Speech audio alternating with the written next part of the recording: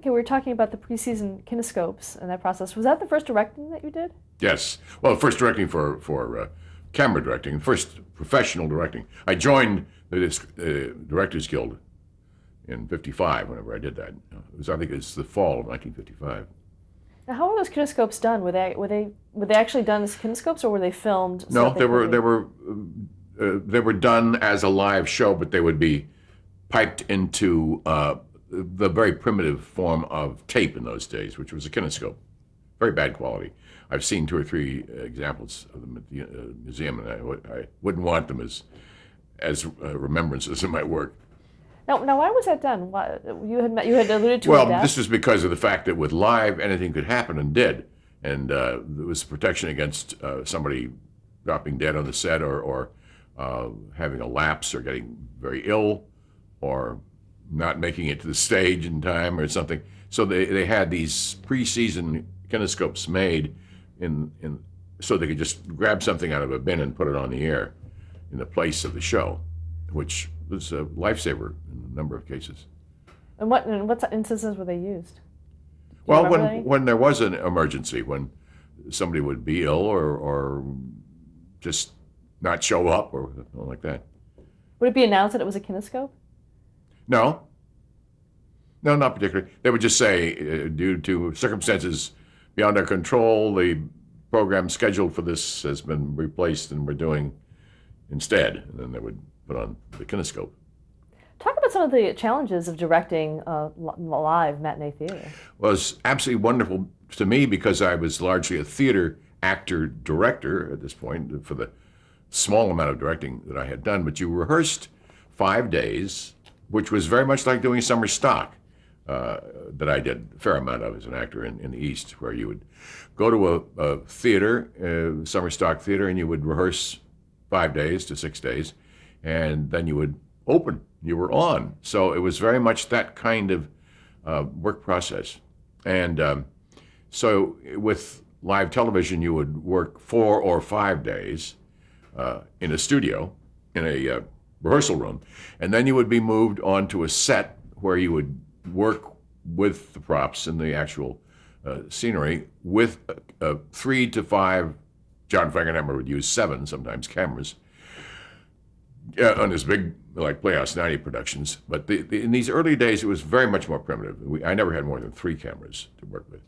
And so you would block out your camera shots with your crew, and you would show what you had done with the actors. The actors would hit their spots, use their props, and you would give the camera people their cues, where they were supposed to be, who they were framing on, and where they would move.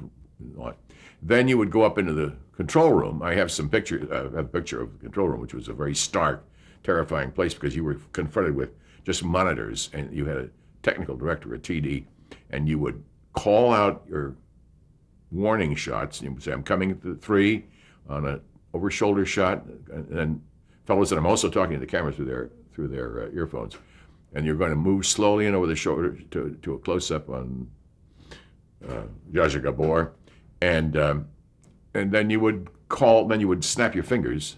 In the days when you could snap, arthritic, I can't snap my fingers now, but I would snap with a very loud crack, and the TD would take that shot. So you would be calling the shots, you would cue in the music, which you had picked to do the bridges or the backgrounds, you would cue the sound effects, you'd raise them and you'd fade them, and you'd call dissolves at the end, so you would dissolve from one scene to the next or dissolve to a commercial. And the commercials were in the studio. There were not these incredible millions of dollars worth of commercials that we're familiar with now. There were cars were driven onto the studio, refrigerators were backed up to the, and things were done right there on the set with a live announcer. So it was very, very, very live. It was marvelous. For instance, when I was in New York, just in first television I was doing back there, this was before I started directing, I did everything there in the early television. I did a modern dress Julius Caesar for Worthington Minor, and with a wonderful Broadway cast doing Julius Caesar at Dumont Television, 1947. Now that's early television. And Charlton Heston was a small part player with me, and it was, a marvelous kind of thing. So the early television was exciting because it was like the most hair-raising days of the theater. You never knew what was going to happen, and you were on, and you were on until you were off. And over again, things would happen like that. When I was doing matinee theater a couple of years later, we would have a 5:30 in the morning call for the actors for the first rehearsal, the day of the show, which was on at 12 o'clock noon. And that first rehearsal would be about 7:30, so they would be called into makeup and costume, like 5:30. You'd have that first rehearsal, then you would give notes, and people would have breakfast or whatever, and you would have the second dress rehearsal about 10. You would give final notes, and then you were on the air at 12. Well, the day of the show, at 5:30, this wonderful little character lady that I had, who I thought was a very old lady, she was much younger than I am right now, and she came to me, she said, "Mr. Johnson, I've had a very bad night. My husband's been sick all night, and I've been up with him, and I'm very sleepy and very worried, and I'm afraid that I'm going to be bad on my lines." And I said, "That's all right. We'll have idiot boards put up. We'd write out the lines, and they'll hold them behind the camera. If you feel unnerved about a line coming up, just look over the camera, and there it'll be." "Oh, Mr. Johnson, that's so wonderful." So we were on the air. She was fine in the first act. She's a real trooper. She's getting through. Suddenly, she began to sort of falter in the second act. She was getting tired. The lights were hot in those days.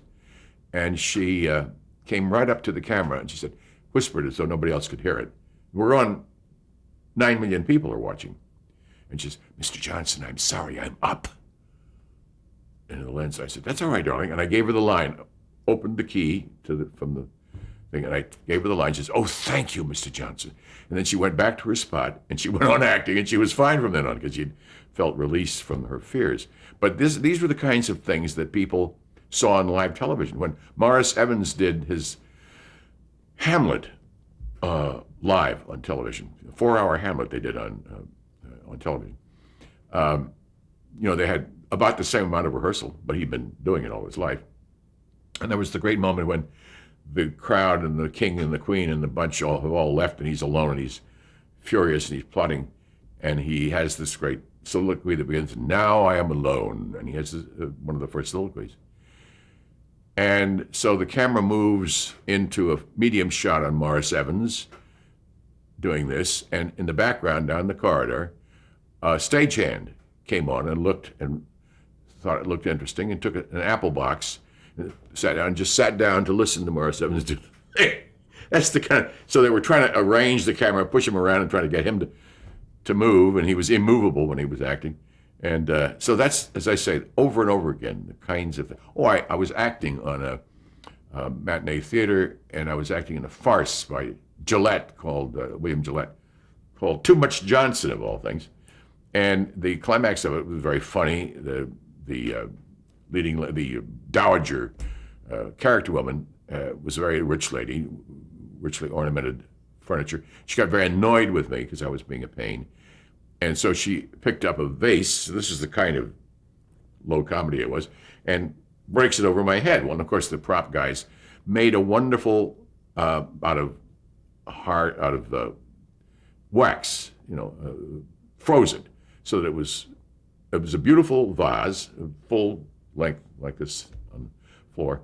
But she could pick it up and hit it over my head, and it would break in little pieces of broken wax, hard wax. Only trouble was the prop man took it out of the refrigerator and put it on the set at the beginning of an hour show, and this was the tag an hour later. So when she said, "I've had just about enough of you, Johnson," she picked up the vase and went like this, and I went, "Brrr." I was bathed in warm wax. So this was the ludicrous kinds of things that happened on live. It was great fun. As a director, were there any other instances like endless, that? many. Nothing comes. Oh, yes. I was doing Dracula with John Carradine, and he played it in the theater. He was very, very theatrical, as you recall. And he came to me on the day of the final dress rehearsal and going on the air at noon. "Mr. Johnson, I have a wonderful prop that's unfailingly effective in the theater. I have these fangs that when I lean over the young lady and I'm going to suck her blood, her throat, I drop the fangs. come out like this. Well, it's this most dreadful looking theater figure. We wouldn't find from the 15th row of a theater, but in close up on camera, it looked just exactly like what it was. And I said, "Oh, Mr. Carradine, that must be very effective, but let's not do it. I think, you'll throw the actress, it'll be hard, and it's a very big close-up. We're close on you, just your two heads, her neck and your face, and I think it's a little much." "Very well, sir." By God, we get to that point. He is not to be deterred. The cameras are going in close, and suddenly these fangs came out. It's unbelievably awful. And I'm trying to, and there's no way I can get away from it. He's the last shot in the movie, in the theater. So that's, over and over again, these are the kinds of things that happen. But no, there were a lot of very orderly and went without a flaw kinds of shows. I'm just picking out some of the lifelong nightmares. What about the costume changes? How are those done in live television? Well, you just changed fast, and your good costume crews would sometimes have snap-ons. They would have like a suit that you just step into like this, and they would snap it back or zipper it back, so you could literally change your whole costume in a matter of 20 seconds, 30 seconds.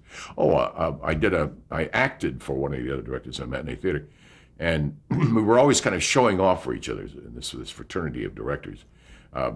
When somebody would act, and some of them did, a couple of other guys were actors in the group. And so I did for this one director, Alan Buckhantz, who was German, and he wanted to show off for me. And so he had me do this narrative. I would look into the camera and I would say, in the following winter, so and so and so would happen. And I would do the bridge to the next scene.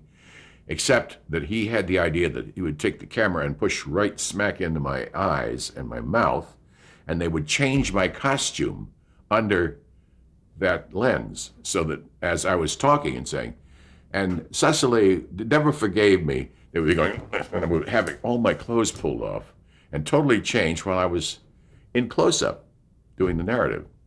It worked, but I was a nervous wreck when it was over. So you're talking about costume changes. That's the ultimate. What about makeup?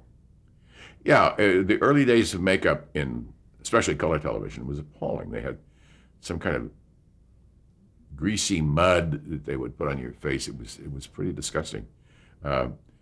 When they needed, for some reason, more definition, things like that, they would give. And then they got a lot more sophisticated, and the lighting and the cameras were much better. But when I first was acting in live television, as I say, I started in 1947. That's 8 years before I started directing. I was, acting a lot in television. So they were pretty primitive. Did the show employ special effects, Matinee Theater? Oh, very primitive ones. They'd have what they called scissors, a thing that would make lightning flashes on the cyc. And those were we thought, my God, we're being really, technology is big, But no, very primitive. Any stunt work done on the show? No, if you had staged a fight, you did it very carefully because it was live. There was no way of cutting away or doing things like that. So you'd have good stuntmen occasionally where you'd be working on something, but no, we were not big on stunts. How were works chosen for the show? In great volume. They obviously turned out 5 a week. So Al McCleary had a whole staff of people reading scripts and having them adapted for this never-ending maw of devouring material that went on. Because it was on the air about 4 or 5 years, wasn't it? I left after 2.5 years, started doing film television and theater, but no, the scripts were in huge demand. As I say, all the way from real junk fiction to Shakespeare and Shaw and the Bible. It's one of Dickens. So we had wonderful contrasts as directors, great challenges. How were scripts assigned to directors?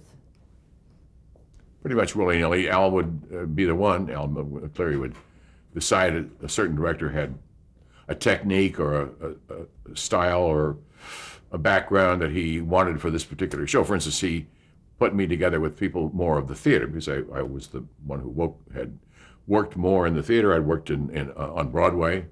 I was an understudy for, and had a small part, relatively two scene part in Michael Redgrave's Macbeth on Broadway, where I had a scene with my old friend Richard Boone, and he was Lennox and I was a Lord, and then we got feisty with the director about something, and he was fired, and I got to play the part. Oh, that's a long, terrifying stage accident story, but I won't get into that because that's not television. That's not radio. Did you read the works? If they were adapted works, would you normally read Yes. the book? Yeah. When Al first called me, and he had lost a director, and I think that was the case where the guy later died, but he'd walked out having delusions out of doing the previous take, and he called me and said, "I want you to start and do Wuthering Heights in just 3 days. Can you do this?" And I said, "Sure." Totally stupid young man. And I said, "I like the script." "Oh, yes." So I went the next day, got the script, read it, cast myself the way I want, with my old friend Dick Boone, with Pat McNee, who became something of a success. And I did Wuthering Heights live. And it was quite a success. So that was kind of a lead-in. That was major challenge to do something like that just overnight. And my wife said I ground my teeth for the first full year I was on that because it was such strain. You were working against great deadlines. You were on, as they say, until you were off. That meant you were calling all the cues, calling all the music, prompting the crew as you went along, and you weren't off that tension until when you were off the air. Where did you find the music? Oh, they had music libraries that had huge platters, huge discs, in other words, that they would play, and with a musical selection of all kinds of things, from atmospheric music to symphonic music to pop things. And you would familiarize yourself with the catalog, and you'd say, "This is the kind of atmosphere music I want here." Was live music ever used? No. Oh, I did a sort of semi-musical where I had a Mexican dancer and a guitarist and singer, and that was about as live as you got. And it turned out quite well. But these are people who are used to singing and dancing in a chamber work kind of way. Now, did you cast your own shows? Well, in conjunction with McCleary would always want a name or two or three, and he got them. A lot of the people he got had been in films for years, were eager to revive their film careers, and he got major stars to come and do, but usually quite good things, really quite excellent things. I did an early Gore Vidal play, which he'd written for television, and say, a Philco Goodyear Playhouse, and we did a kind of retread of that on Matinee Theater. So we had some excellent material with some wonderful people. I worked twice with Zsa Zsa Gabor. She was a great favorite, and she was at the height of her flamboyance at that point. And what she was attracted to mainly was when I offered her the first script. They would say in the casting session with McCleary that he said, "I would like so and so and so and so and so and so." And if I had another idea, he'd listen to it, but more often than not, his box office sense of what ought to be on that set would prevail. And I had the challenge of working with some wonderful people, but also some not so wonderful people. But my experience with Zsa Zsa was worth everything because she was such a character. She was famous for her dithery kind of wonderful remarks and her flamboyant love life and her glamorous Hungarian ways with clothes. And she took this one show because she would have a chance to do 5 costume changes in the course of an hour. That really did it for her. So I told her, it was called The Fifth Husband. a schlocky kind of script. And I said, Zsa Zsa, you read this. We're going to have our first reading together with the other actors in the morning, and then after lunch, I'll block it, and we'll work out the business. Oh, yes, darling, that's wonderful. And I said, but you read it before we get to the studio, because it's better if you have some knowledge of what. Oh, yes, sweetheart, yes. So about an hour and a half before the first rehearsal, let's say it's about 10 in the morning, we're going to meet at 11 or 12. I get this call. She says, darling, I just read that dreadful script. I can't do that. That piece of shit, sweetheart. I can't do that. I said, why? What's the matter with it? What? She says, well, first of all, that dreadful title, that The Fifth Husband. She said, my lover, my sweetheart, Porfirio Rubirosa. Ruby is a very dear, sweet lover friend of mine, but he had to marry that old whore Barbara Hutton for her money, And I understand that perfectly. But that he would have been, if we married, the fifth husband, and people will make such nasty, filthy connections that I can't have that. He said, you have to. I said, so it's the title. Oh, yes, I didn't really read much, but I hate that title. The fifth husband, couldn't we make it 4? And I said, okay. But we didn't, of course, but you made instant kind of promises about things, and you lied a lot in those days. But she had such fun doing it, and I was able to work in a 6th costume change, and that really made me a major artistic director in her eyes. So she came back and she did another one, The Europeans, and she was just such a laugh. She was such a fun person. She was, as you could tell, she couldn't open her mouth without saying something outrageous and funny, and she knew it. How did you make actors feel comfortable on the set? Oh, well, having been an actor most of my life at that point, I love actors. I like working with them, and I know how to work with actors. Like I would want to be worked with, like I wanted, frequently didn't get to work with. And so I was able to make them feel at home, and I would listen and make choices out of what they said.